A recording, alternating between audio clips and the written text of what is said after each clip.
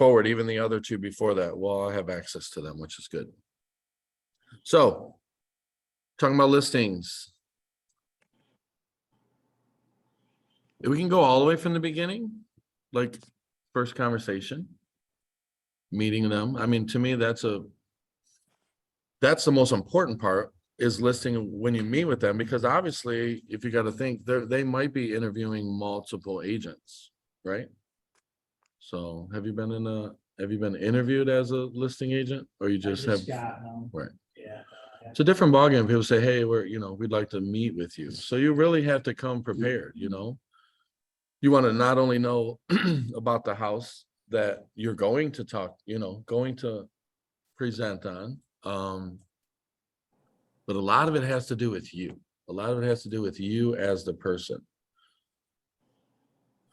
What's your approach? It's funny, if Tina and Kevin, they did Tina Caul and Kevin Caul, they do a podcast every Wednesday now, which is really good. Last Wednesday they did one. So Kevin throws in some humor in there. He acts like he's a real estate coach, like he does coaching, or this time he was an agent, and he said the top 10 questions that or what is pushbacks, roadblocks that you'd get from a listing agent. So he answered, it was funny, but he asked a lot of questions that you're going to get. It'd be cool if I could cue it up. It would be kind of cool just to see some of it. Actually, let me see if I can do it. I'm going to share my screen, because this was very, very relevant compared to what we're going to talk about. So I might as well just bring it up. Can't see nothing.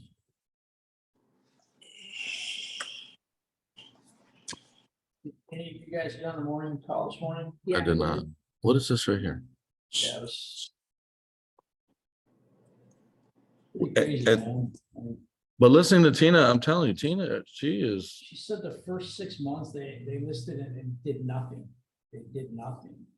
And she said the last 6 months, her coach kind of got her into she said that she was basically on vacation mode when we moved. Like she just wasn't focused, didn't have that. And then the second half, they listed and sold 32 properties. I don't even know what it's doing right now. I definitely don't get that. Let me see. That could be bad. Like as an agent, she's talking about when she first All right, started. let's just do She it. moved to Michigan, Okay, yeah. where she was, selling, a lot of properties and making a good amount of money. And Mm.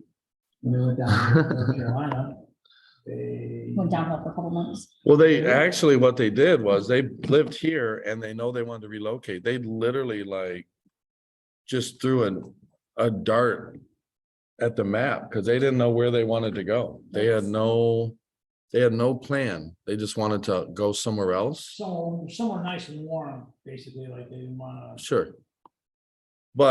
And it just ended up being Raleigh. They didn't know anyone there. They didn't do anything there. They literally set up shop there and started from scratch. Yeah. And you see where they, But they gave themselves 1 year, and neither of them were happy. They were going to move back here to Michigan.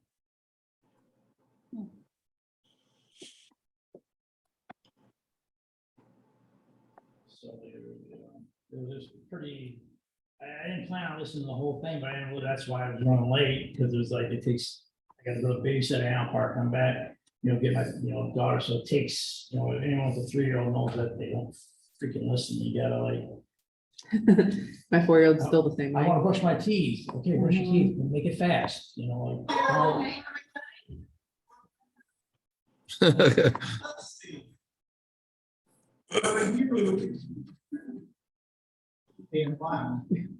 oh, that was me. Let me move this over. Favorite time. On Wednesday night. They're married, yeah. I want to. He used to sell cars and shoot.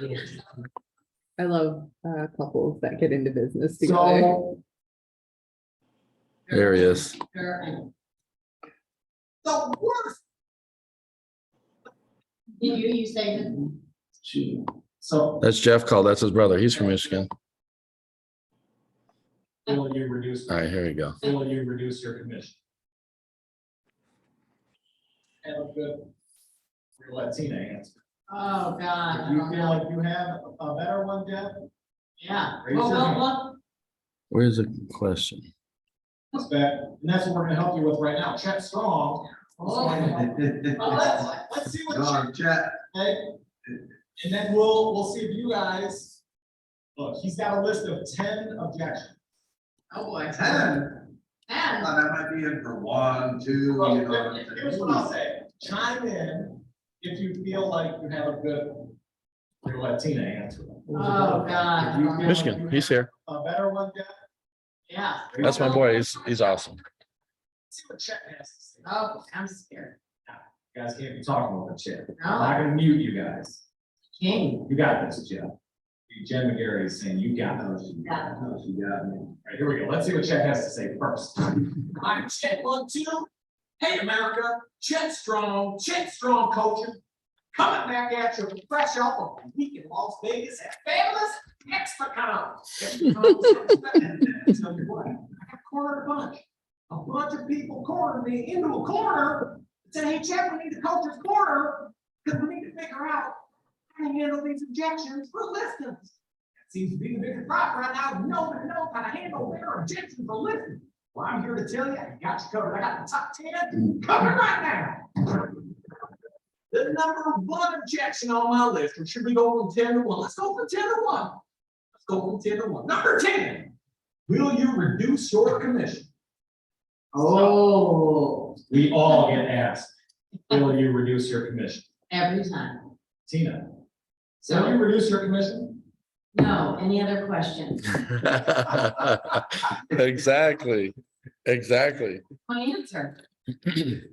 Yeah, that's the answer. It's probably the right. It's the right answer. They just have to ask. And you smile and you say no and you have a question, and then they don't know what else to say. And Tina then- told me.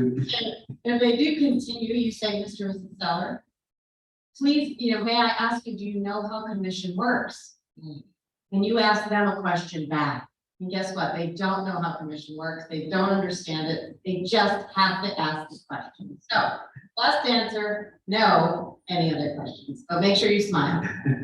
Jeff, you have anything better than that? Well, Tina said that backstage, when we were backstage for a minute, I go, oh, boy, that's correct. I go, I like to put it on the buyer, on the buy side, and I go, well, we could reduce the commission.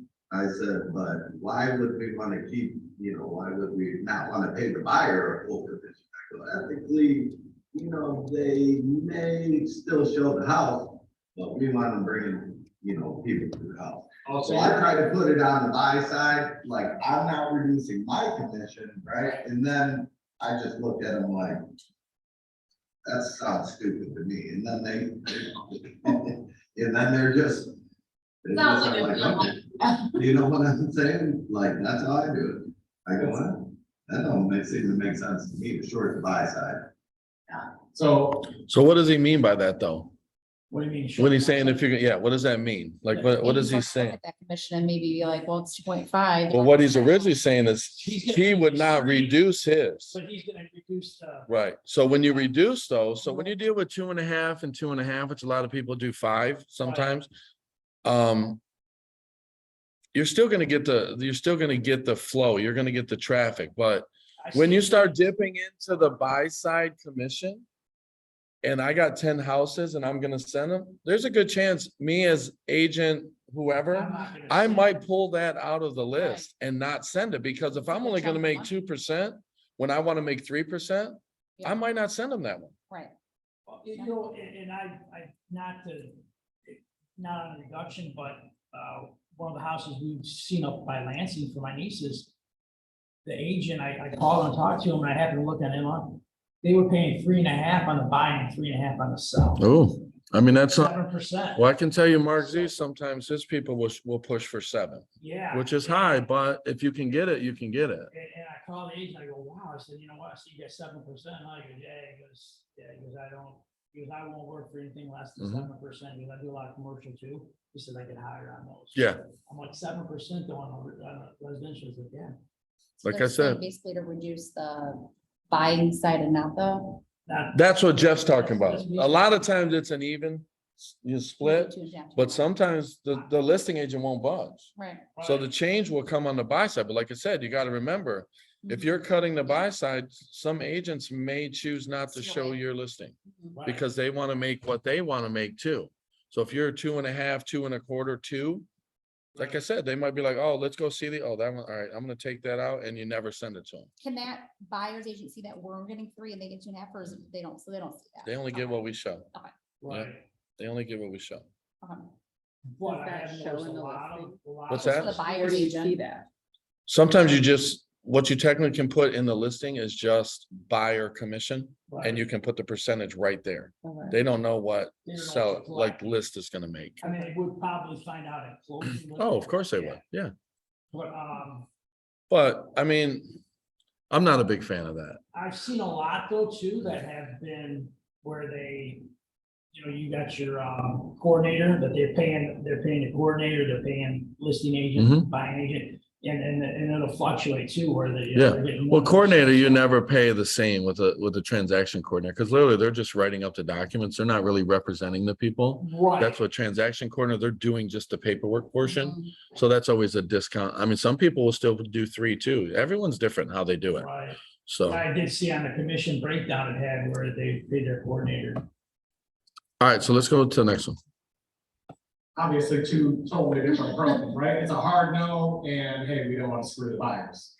Right. We want enough people, well, let's see what Chet says. Ha, we get it all the time. And here's my response. Only the worst of the worst agents cut their commissions. I'm the best of the best, and I'll make it happen before we sign here.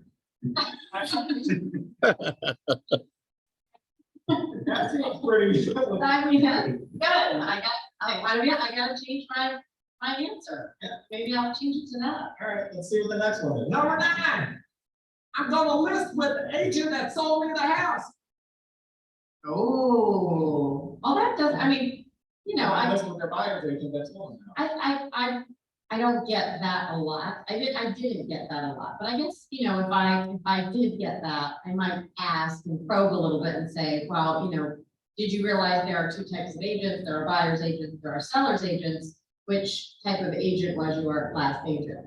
And maybe add a little bit of doubt. I don't know who their last, the average agent sells 4 homes a year. So I'm not trying to steal anybody's clients, but what you have to look at is, in my mind, when I'm out there, I'm the best agent for them. So if they're gonna end up with an agent that sells 2 or 3 homes a year, and I've sold 50, 60, 80, I'm a better protector of their equity, and I know I'm a better agent for them. So in my mind, it comes from a place that I want to help and be the best agent for them. So I probably ask, hey, there's buyer agents, sellers agents, which one was yours? I'm a marketer, I know how to market. There's word tracks that she's using in there that you have to keep in mind. Things like Protector of your protector of equity. Equity. Yes.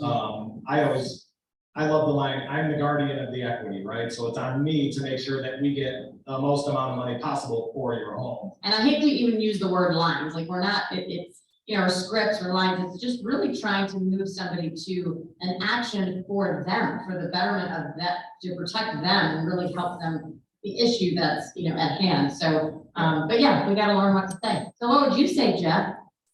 You got one for that? Because that's not a common one. I would say, I'd say I can appreciate your loyalty to your agent, at the end of the day, my job is to protect your money and to protect you in this, and they were a buyer's agent, and they, ultimately the listing side sets the commission, and, my job's to protect you, and I'm here to protect you and put the most money in your pocket. The more money you make, the more money I make. Sign here. I think Chet has the answer. I'm sure Chet has a better answer. How than old both of us. Yeah. What's that? How long would you buy the house? Your agent's different. You never know. I mean, but that loyalty there, that's my cousin, whenever they get in there, and I think they'll say that, but just because you know someone or have used someone, that still doesn't mean they're the best person for the job. Right. You know what I mean? You have to put like she said, put the doubt in somebody. that Yeah. By not choosing you, they're not gonna make the best choice for themselves. Let's see what Chet I'm says. ready, I'm always ready. Everybody get your pens ready. Oh, boy. Truthfully, I think this is probably the best answer I've ever heard in my life. I say, well, that's weird. It seems to me like they sold you a bad house or you wouldn't be selling it. Sorry, you're right.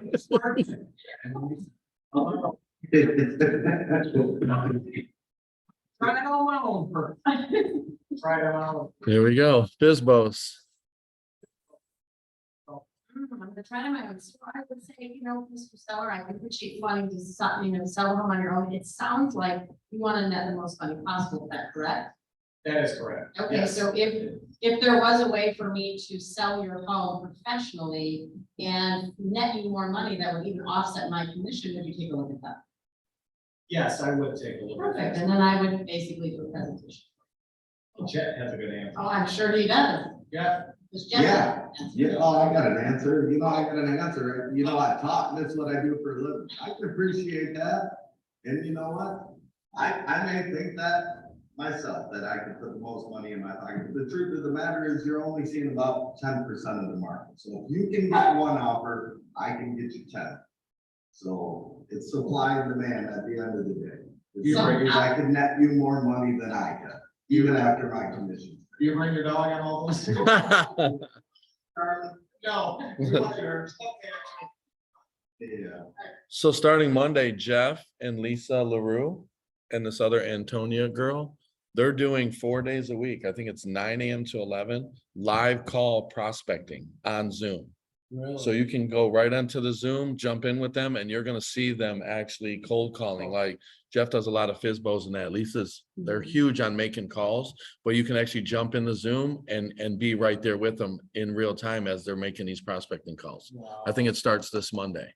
So it's definitely someone you got some time. Just Yeah. the more you see it, the more you Oh, hear yeah, people yeah, doing I've it. seen that. I was gonna sign up, it's like 2 None of hours. it's or something. recorded though, right? None of it's, No. yeah. Mm-mm.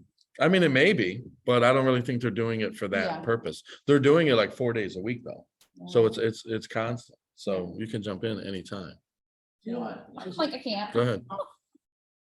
Go ahead, Gene. I was gonna ask about, like, the FISBOs, like, that's, I see a lot of, that's a lot of them only do is like the FISBO one, you know what I'm saying, but like, if you do a FISBO, Selena, do you know what a FISBO is? Sell by owner. could you not do an exclusive right to sell and let say you're the FISBO and I say, hey, listen, you know what, let me list your Mhm. house. If I can bring you a buyer, Mhm. you can still sell on your own, but if I bring you a Mhm. buyer, would you be Yep. willing to sell? Yeah. And you can do that, right? Okay. But If how do they, you if promote they bring that? their own buyer, you have it set up in the agreement that if they bring their own buyer, you don't get paid. Correct. But if you provide the buyer, Right. if you list it and provide the buyer, then you're entitled to get paid. Right. Yeah, you can gamble like that with them. So Yeah. they could still do for sale by owner, but I could bring the buyer maybe because I. But you have can a- also list it. List You can still be a for sale by owner and be and be listed. Right. But if he gets his own buyer, does it on his own, but then you even backdoor it and say, if you do bring someone on your own, let me just do the deal for you. Let me oversee it. Let me be your transaction coordinator. And then you can just pay me 1%. I'll help you to make sure all the legal side is done, the title work is done, the purchase agreement is accurate. Because Right. how does a FISBO know, how do they know what a purchase agreement even needs to say? Or what should be in there or shouldn't be in there, or even know how to read it and decipher what's, you know what I mean? That's the part that people underestimate, what we do. Like, they think it's so easy just to sell a house, but if I write up 6-page purchase agreement and send the ones that we use, I'm just gonna give it to some average Joe Blow and he's gonna be able to read through that contract and know whatever, he don't know what he's getting himself into. Right. What about if your taxes are in arrears? Or, you know what I mean? They want to fight, they have a contingency that's very short, you know what I mean? Just certain things that are in there that if you don't know what you're talking about, you could get yourself in some hot water and not realizing it. Right. And my biggest thing though, when I get into FISBOs, my thing is security. If I'm selling my house on my own and I don't have an agent and people that come to see my house don't have an agent, they're just calling me going, hey, we want to look at your house. Who knows who they are? So now you're going to let them walk through your house because technically you're not supposed to be there. Correct. So you got random people that are not accountable or not accounted for. Like, at least when we know we're okaying it. We know who the agent is, who's doing the showing. They're going to report back eventually when they're done. There's accountability there. Yeah. So that's one of my biggest things when I talk to a FISBO. That should be more important than anything. But then I'll also tell them, like Jeff made a great point. Nobody knows your house is for sale. FSBOs. Nobody really, yeah, small, okay, you got a sign in the yard, great. Right. We have the potential to reach hundreds and thousands of agents through the MLS to still get you the money. So we're giving you so much more traction, Yeah. so much more, you know what I mean? And they Right. don't realize that. Right. They don't, There's number and values. You're For sure. eventually, you know, like he said, if you get out to 10 people, you get one offer. If I get out to 100, I'm gonna get 10 offers Right, myself. right. So the mass amount of it is. yeah. So those are your key components when you're talking, it's security to me is huge. And the potential that we have to market and promote your home. Right. But just that accountability piece is so important that they don't realize that. Nobody's accountable when you're doing it on your own. Nobody truly is in charge to make sure everything is done right. Nobody knows who's walking through your house and stealing your crap out of your bedroom when you're not there. Are looking through stuff. Sure. They can take Sure. your Social Yeah. security number, or do this or whatever. So you have to actually technically list the home to be able to bring them a buyer? No, Just- Okay, so you can just tell them like. no, he's saying list it and bring the buyer. Same way, like if he's just saying, let me list it. And if the buyer comes through me, then I can get paid. If somebody calls them or they know somebody and they end up getting it, then But you still have to go through all the work of like going there. Yeah. and getting. Oh, yeah. So You do now my everything the question is, same. What would you put for percentage that if you're listing the home? Well, that's what technically? you, it's whatever you Or agree 6% upon. or whatever. It's whatever you agree upon with the owner. But it also gives them security, like, okay, if you think you're doing such a good job, let me list it. It's not gonna cost you a dime if you sell your house next week. But let me do the effort of taking pictures, getting on the MLS. Let me take the cost of myself to put your house up. And if you can find a buyer before me, then, you know, you can, you know. So it's just like it a doesn't backup matter. plan, like if nobody Well, comes and through. it, and it might make somebody that's a little more comfortable with. Still thinking they have some say Right, or control where they can Right. still market their own house. right. Because everyone that's putting their home for sale by owner thinks that They they're can sell a house. capable of selling a house. You're not taking that full part. I mean, to Not- me, I would walk in and just say, look, just let me do my job. Let me do what I do and everyone will be happy. But But some if they people have are- pushback, you can still put that little caveat in there Go ahead, like, you can choose for about, or we're Yep. also gonna list it. If it comes through my listing, then obviously I get this percent. Right, exactly. if you sell it, you know, I'll walk away, I'm good. All right, let's see what Chet says. I'm gonna try and sell on my own, Chet. I said, "No. If I had something on the land, I wouldn't even take myself." Sign here, we got you covered. If you take your house, oh,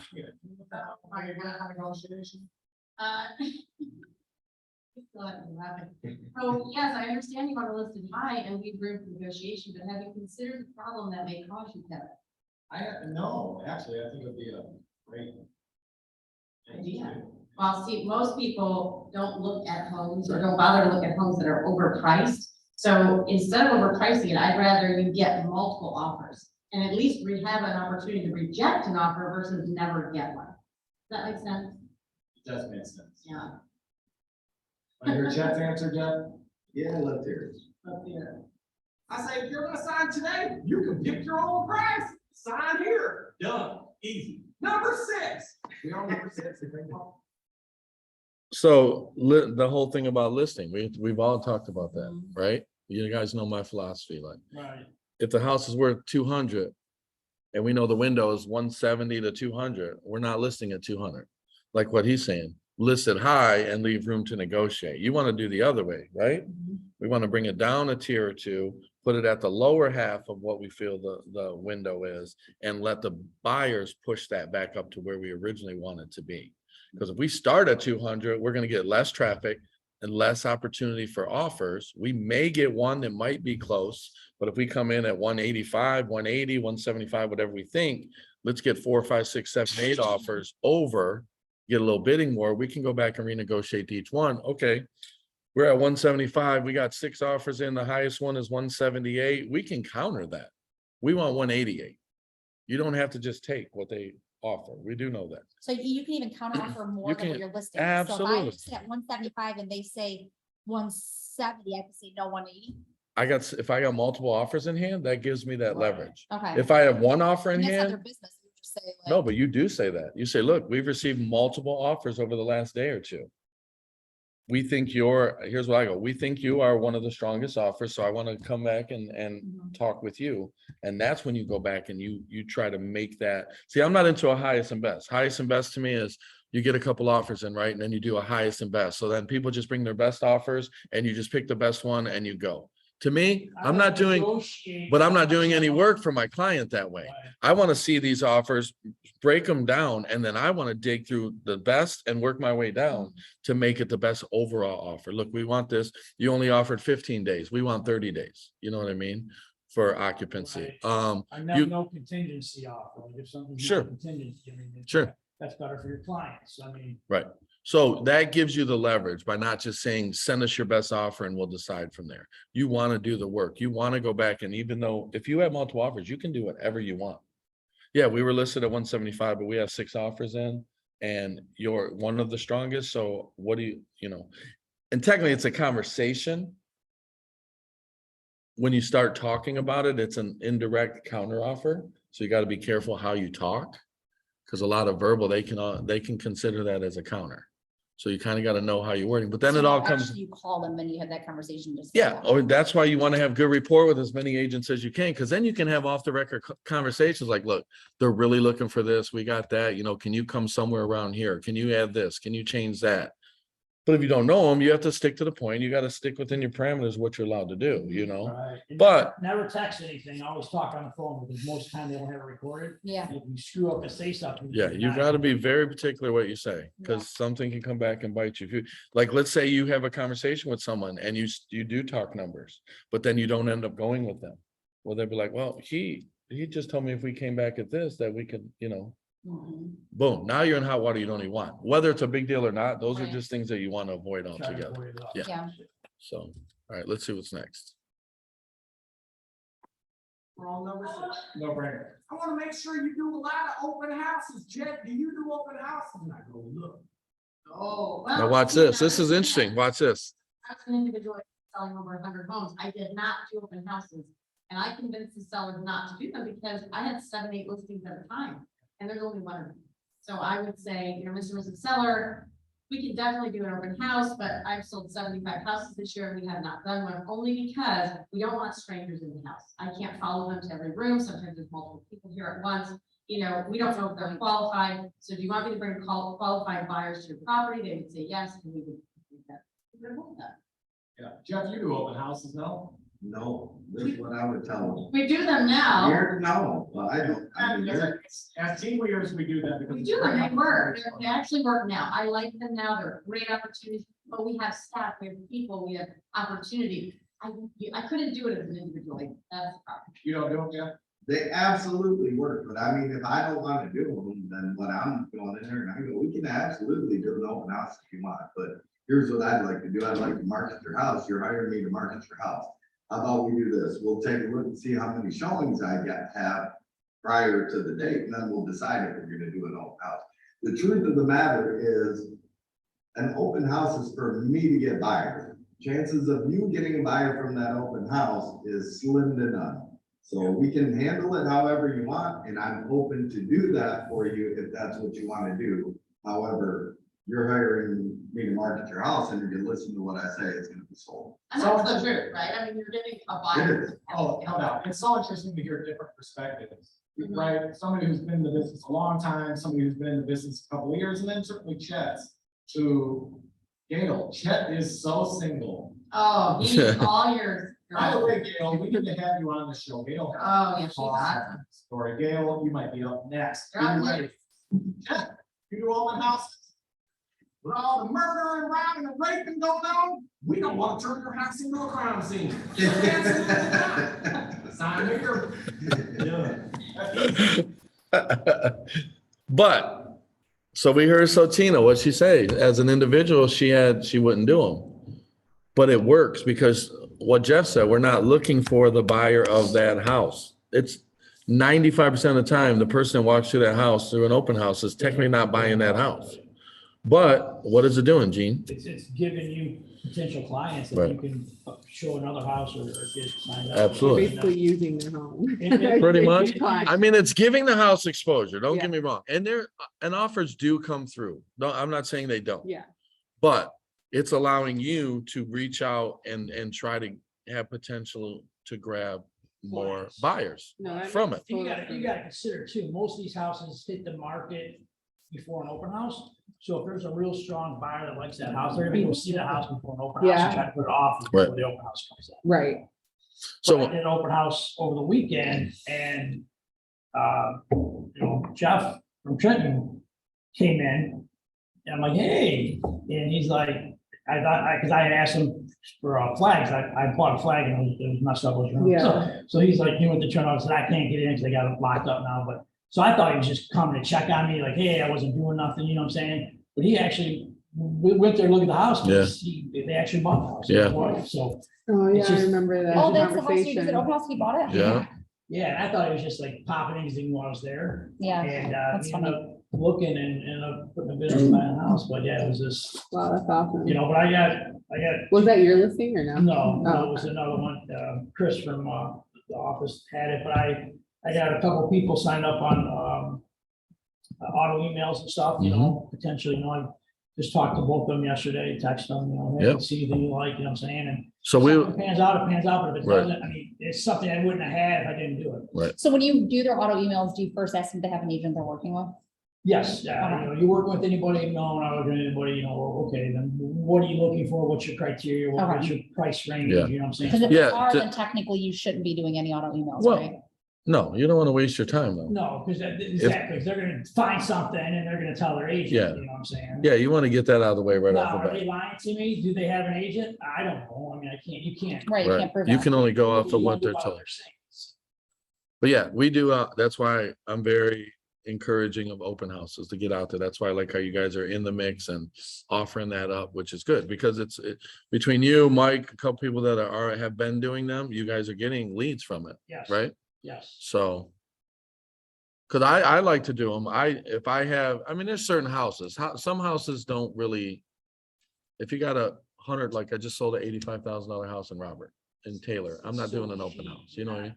But anything that's decent, that's presentable, that you can show it off, I will do it no matter what. Yeah, the house I did was 2,800 square foot ranch on an acre and a half Mhm. in Monroe, you know what I'm saying? But the best part about it is the people that are walking through that house that may have interest, you know what their window of their budget is. Exactly. They're not looking at $120,000 houses. They're looking at 300 and whatever it is. So you know their budget. So yeah, hell yes, I want to talk to these people. Yes. Because 1, 2, 3, 4, 5 of them, we know what they're looking for. Let me get with them and try to, there you go. Yeah. And I'm not saying $120,000 buyers are not bad, No. but Why? would you rather do one $400,000 house or three $120,000 houses or both? Right. So, all Right. right, let's see what else Chet's got. Number 5. Here we go. That's pretty similar to your answer. Not like they're gonna run from you and you were like. No cracks, we don't. Okay, I have a family member in business, so I would say, something to the effect of, well, Kevin, I can appreciate that. Are you looking to do your family member a favor, or do you absolutely believe that they are the perfect professional to handle the sale of your home? And you would say, Well, yeah, I mean, it's my brother. He's been in the business 2 years. He does a pretty good job. okay, well, sometimes it's really hard to fire family when they do a bad job. So how about we do this? And I really wouldn't mind. I can pop by your house for 15, 20 minutes, show you what we've done to sell 450 homes this year. And then you can decide if your brother is, right for the job, or if you want to handle this a little bit more professionally. And maybe your brother will pick up some tips from us out there. Yeah, here's Chet's answer. Say, you know what? My family members suck. I bet yours do too. You don't want to hire a sucky agent? Not here. Number 4. Why should But you'll hear that all the time. Oh, I was gonna call you, but my husband's cousin's neighbor got their license.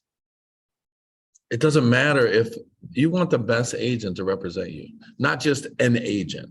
I mean, this water bottle could be a licensed agent. It ain't gonna do shit for you. You know what I mean?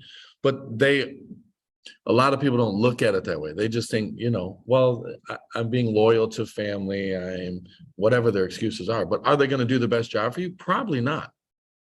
No, and it's a compromise listing, kind of, because it's family, so I mean, there's, you know what I'm saying? It's like, how comfortable would you be? Well, it's like, would Sure. you want your family to be your boss? Like, I probably wouldn't, because Right. like, as far I as mean, if like, you had to fire your cousin because he hasn't brought you any listing, any showings or any offers or anything, Right. happy, he's not doing anything, you know what I'm saying, like. Yeah, and if it doesn't work out, it could turn bad. It could ruffle some feathers, you know?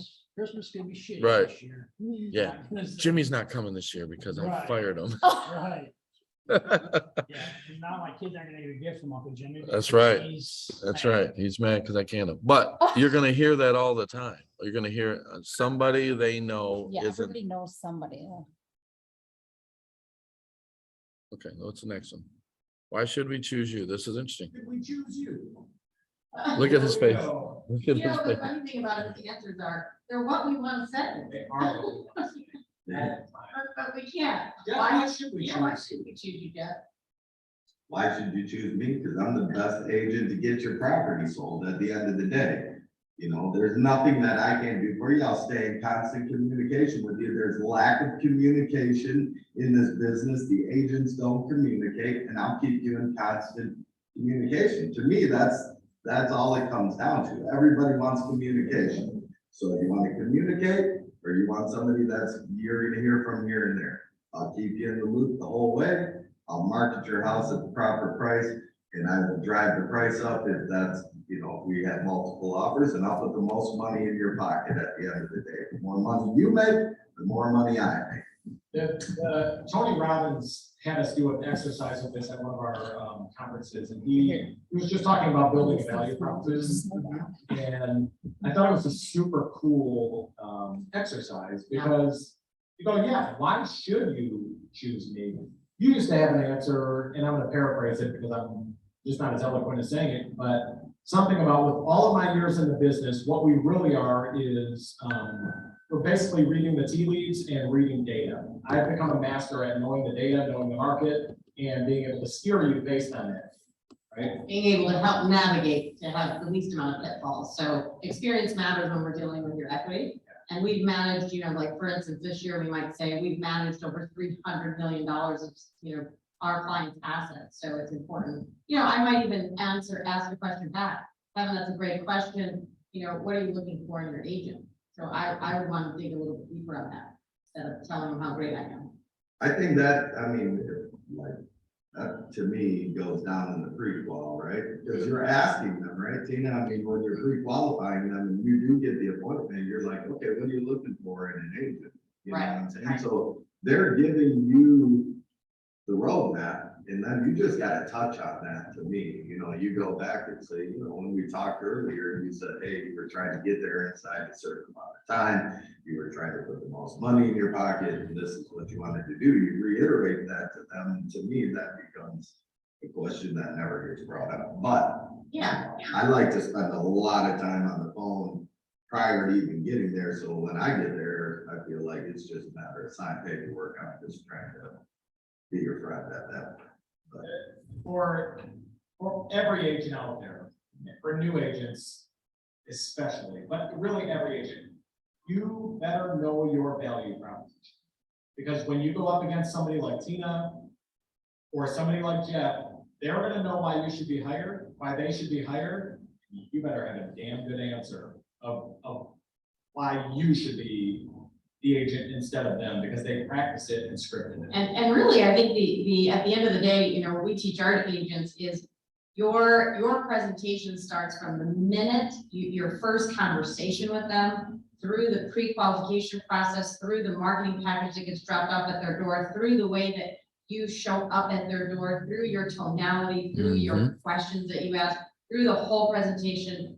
Like at the end of the presentation, one of three things is gonna happen. They're gonna list home, they're not gonna list home, I'm not gonna take the listing. And any one of those is fine. And when you start your conversation that way with that confidence, they're like, whoa, we want you, you know, so I think it's not even a matter of why choose me. You've demonstrated why. They should want to hire you by the end of it. So I think the more objections you get as an agent, it means brush up on your presentation, because they're questioning you. That's a question in their mind. They're not feeling confident. So if you're getting objection after objection after objection, you gotta go back and look at what you're saying, and you're not gonna get those objections. And if you need something to say, maybe Chet has. No, I'm sure he does. You can get back. Say, I shouldn't even have answered this question, but I will, because it's dumb.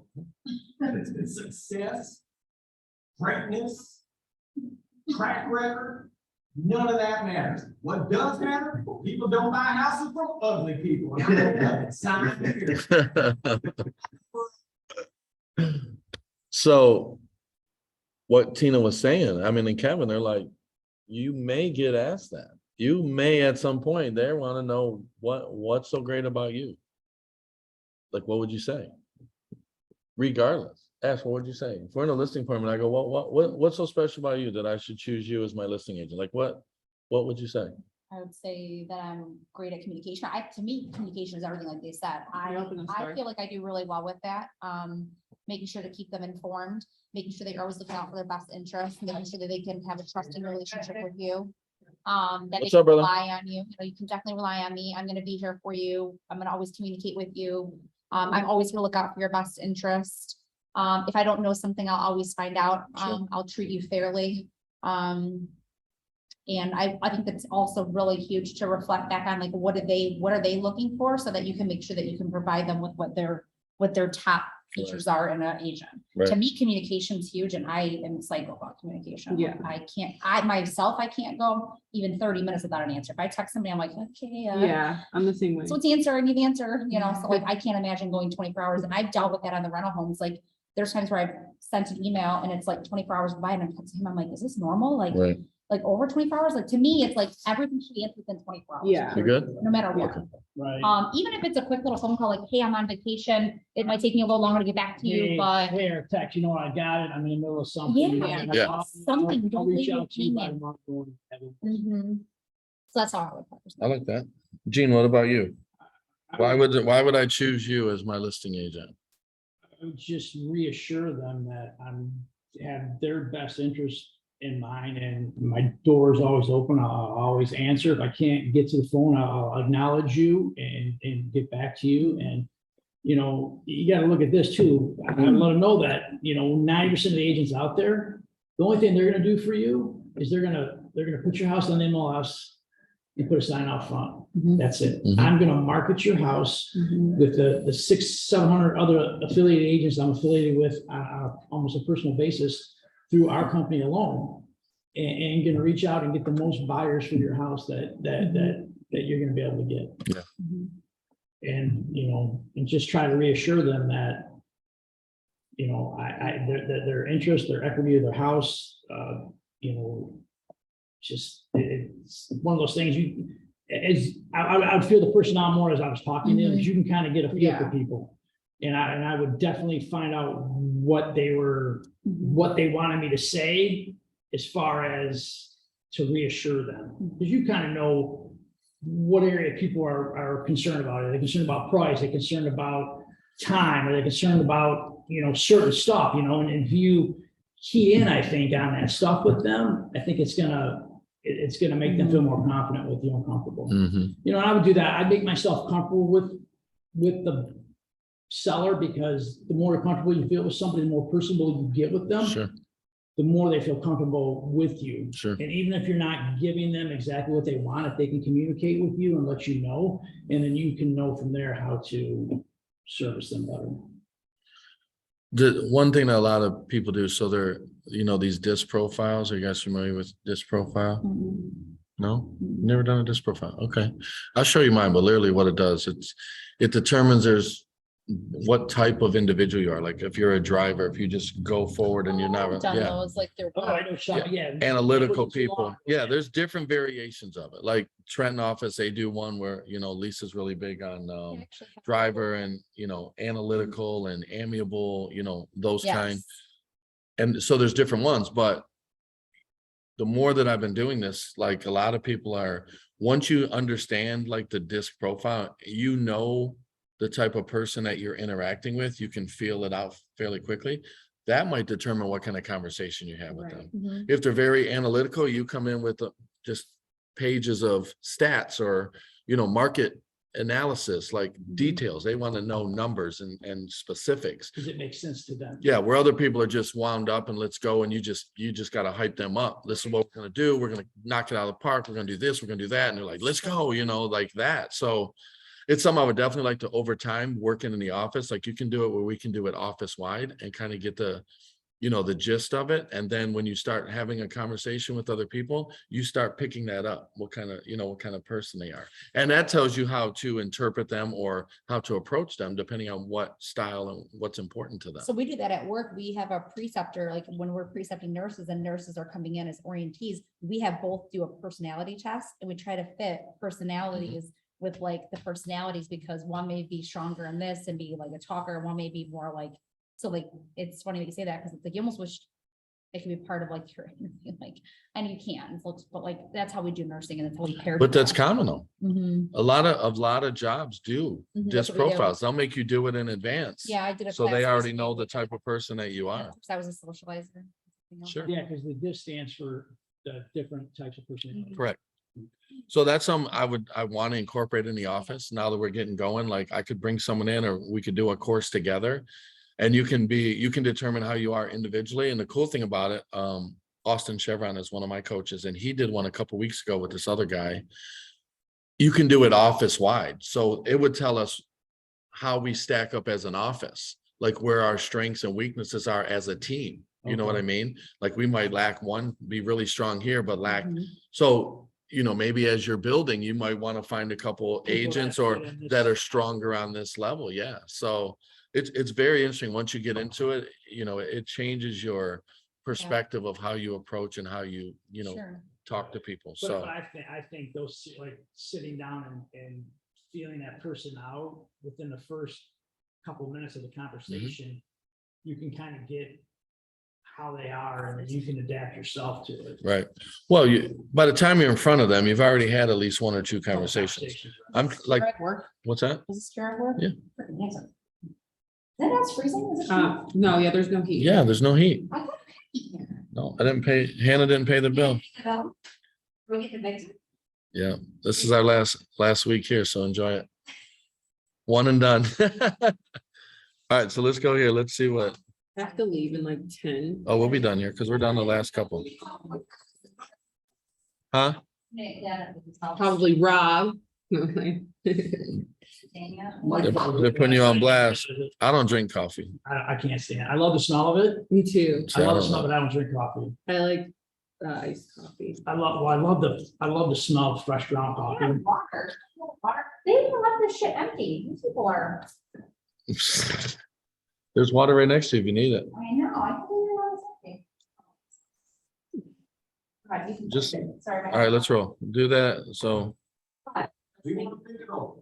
we want to think it over. Think it over. Ooh, well, I whenever people say that, and people do say that all the time, sometimes they just want to think it over. And so I remember the first time one of my coaches taught me, oh my gosh, well, I definitely want you to think it over, but 3 minds are better than 2. What exactly are you guys gonna be thinking about? And they'll say, oh, well, the commission, or oh, well, and so then you kind of isolate that objection. Well, if we can settle the commission here, do you feel, based on everything that you've seen, that I can sell your home? And they'll say, yes. Okay, perfect. So if we can handle this mission issue and you feel comfortable and confident, then we can go ahead and fill out the paperwork today. Yes. And then you isolate that objection. So your whole follow-up idea is you have to isolate your main objection. Yeah, like, I don't want them thinking, because you gotta remember, the minute you walk out the door without a commitment, 70% chance you're not. You're not getting it. If you don't have that locked in when you leave, there's a good chance it's not yours. Oh, you might still be talking about it, but by the time you hit the bed, the movie's gone, the excitement's over, the show is over, so they're at such a heightened moment. And that when they want to think it over, I've actually stepped out, I got to listen this way. I said, you know what, it sounds like you want to think it over. I've got a few calls to make. Why don't you two talk by yourselves? I'm gonna step out into the garage and make a few phone calls, and then when we get back, let's think about, whatever you want to discuss, but I'll leave you guys. I get a kick out of agents. I got that. Even some of our agents on on our team, they come back and they go, the appointment was great, I think I got it. You know, did you get it? And they go, it went really well, and I go, okay, good luck with that, because you're right, when you leave, it's game over. Game over. I And love then they have their neighbor, oh, hire my agent Chet Strong, he'll do it for 1%. Oh, why do you want to pay all that commission? Oh, you can do it yourself. Like, everybody gets in their head from a place of I want to help, and they have lost, you've lost that momentum. It's over. And I used to make that mistake as an agent. I used to walk out and I used to go, they loved me. Yeah. I would come home, remember, they loved me. And then they'd call and go, well, you didn't get it. And I go, shit. And then I'd have to call and say, why didn't I get it? I wanted to know the feedback. So that way I could reflect on what I could have done better. Usually it's on. So you can You call were the good client. check. Wow. that- Do this. oh, Yeah, you want to know.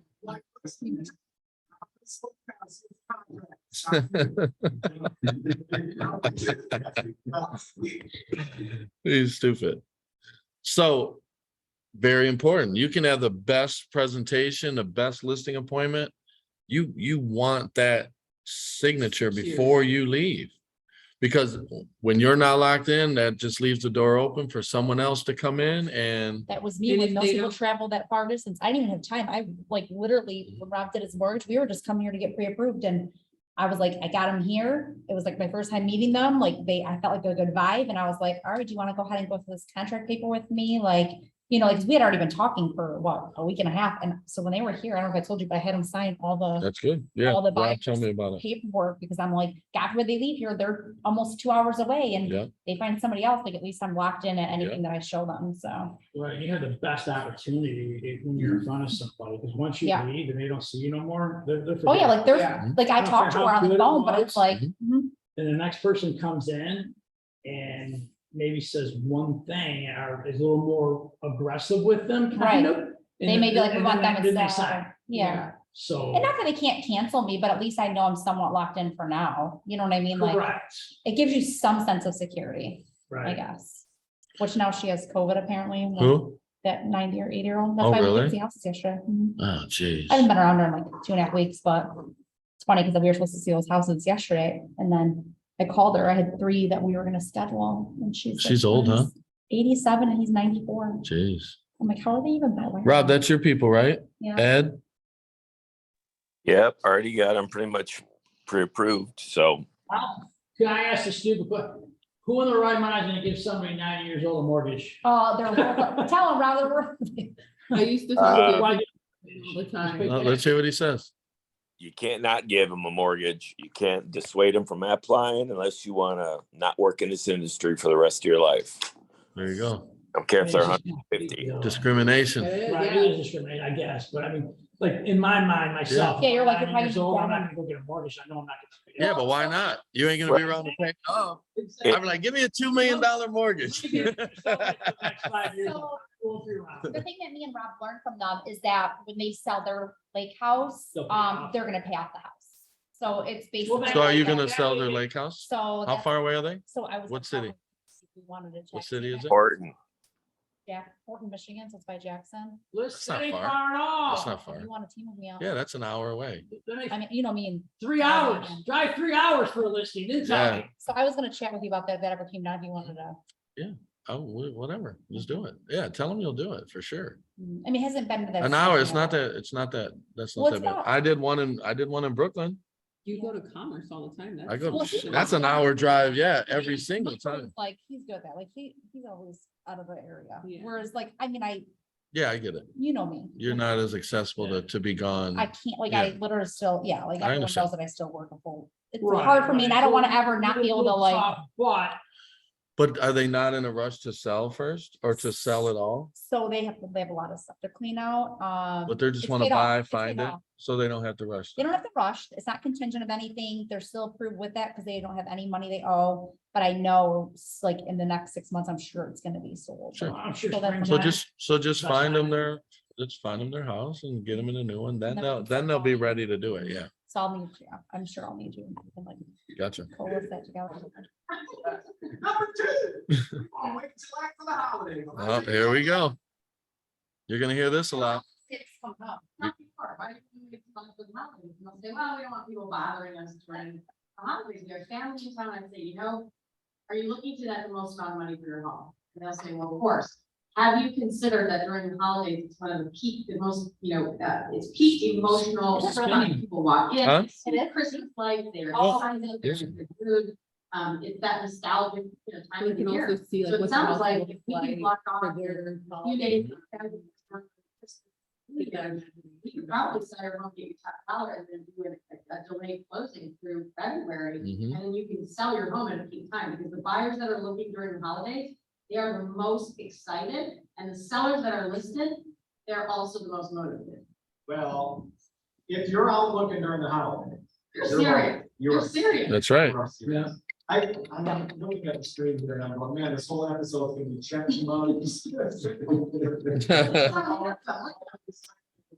So, You know, Jeff, if they want to wait until the holidays, you can use the No, check that's, it's line. bad. Oh, yeah, I do You know. could. It smells like propane. My mom's selling for mine. Yep, you get away with you. So back to that What though. was his response? I didn't. I don't want to go back too far though. but Let's try. They were trying, that's what I mean, potentially. Let's see. off the few days that your family's in town during Christmas and New Year's, we could probably sell your home, get you top dollar, and then do a delayed closing through February. And then you can sell your home at a peak time, because the buyers that are looking during the holidays, they are the most excited, and the sellers that are listed, they're also the most motivated. Well, if you're out looking during the holidays. They're serious, You're they're serious. That's You are true. serious. I'm looking at the screen here and I'm going, man, this whole episode's gonna be check mugs. But it's so handsome, look All at of them. these tiny little boxes on the side. So, handsome. And you know, Jeff, if they want to wait until the holidays, you can use Jeff's line. You could. I know a little something about all the ho-ho-hos, and I like to so fine. He's Jeff stupid. can get away with you. And I- Could you imagine that? Anyway, no. Majority of, let's say, I've been selling real estate 8 years. Probably 6 of those years, my busiest month is December. When they say delay closing, do you come up with that with your buyer and you just say, Yeah. let's wait till like, let the holidays slow down, like? Well, another thing you can tell them too is, hey. You can be as creative as you want. There's no, you can work it however you want. Yeah. You know what I I mean? think that's where I have to learn a lot of this. I feel Yeah. like it's like, Straightforward. People realize too that it is the holidays, a lot of places aren't open, financial institutions, they take you like you can, just because you're putting the house up at Thanksgiving, you're not gonna close normally until January January. anyway, unless they're a cash buyer. Right, but the main thing to know about this, if someone is listing their house during the holidays, if someone is out going to showings during the holidays, They're serious buyers. they are the most serious buyers, because a lot of people want to wait for school to get out, or Yeah. they all have their own agenda. But when they're out in Thanksgiving and Christmas, New Year's looking, they need to They're buy. serious. yeah. So they're dead serious. That's their most serious buyers you're ever going to deal with, because not everybody's out there. The one, so No one wants to that's the track one- through snow yeah, and cold. yeah, to just see because how- they're dabbling around. Right, just want to So- put it out there. It's there. It's there. You can just, at the end of the day, you can say anything you want, as long as you smile, say it. That is the truth. That's close. I don't know, Oh, no, you absolutely can. not my crowd. Yeah. I could never say. Well, I know the ho-ho-ho. If you didn't keep it, they would crack up, as long as you were smiling, they would crack up, and I'm not- it worked. I mean, that may not be your style, but if that's your style. It's not like that. There is, Jeff comes from the car business like myself, and it is about, it's more about building that friendship, Yeah. selling cars and kind of, we used to go out Yeah. smoking and joking, right? You go out, you smoke and joke and kind of, build that rapport. It's a little different in real estate. Wait. But what do you say if they say, hey, we've already signed with another agent? Now, what's funny enough, I think most agents go, oh, okay, well, thank you, that's fine. We call expired listings. To me, if you're like, oh, I don't know where to get business, call the people that are raising their hand that fail to sell. And so a lot of times they'll say, we've already signed with another agent, and you can go, Oh, interesting. Okay, so you've met with an agent, you've signed a contract. So if we had a buyer for your home right now, you would have to wait for that agent to go, well, we haven't signed already. Oh, okay, so there's still an opportunity to Right. come, see your house. Why don't you just give me 15, 20 minutes to pop by? But a lot of times, if they say that, it's true. But sometimes they're just trying to brush you off. If you're calling expired, that's when you hear that. Yeah, they've already signed this. Well, I mean, that's, I'm not gonna go try to do what. So, but- That's not. Huh? I believe in abundance. The one by the back door. Oh, I'm sure. Well, that's the one I know for sure. That's the only one I tried that wasn't.